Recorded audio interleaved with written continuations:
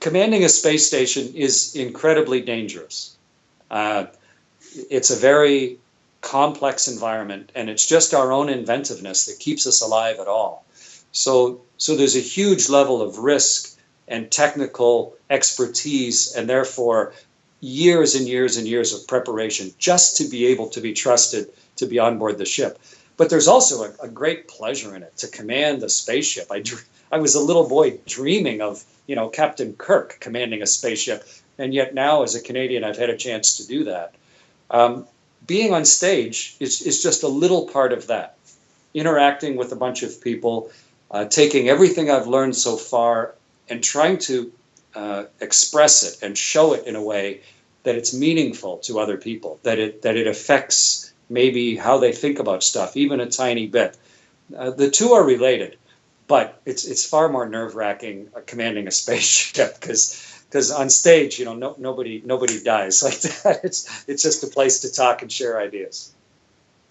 Well, tell your daughter, in space, it's magic because you can fly. You're weightless. You can push off of the wall and tumble and float. Tell her she can be Supergirl, just like that. She can fly and not just fly like a bird where you have to flap your wings, but just effortlessly, continuously fly. So that's magic. I know that I can explain the science to her, but the feeling is one of privilege and magic. And what it looks like is if you look in one direction, you see the immensity of the universe, and the stars are perfect points of light. They don't twinkle because there's no atmosphere in the way. So the sky is a limitless number of perfect little multicolored points of light. And when you turn and look the other way, from overhead Regina, you can see all the way to the Rockies and all the way to the Great Lakes. In just one glance out the window, you can see basically the majority of Canada.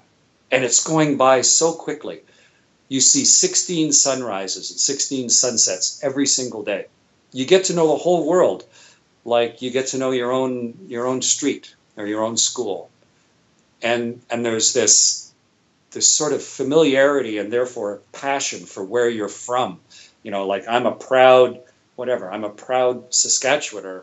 Well, in this case, I'm a proud Earthling. I know the whole planet, and it's where I'm from.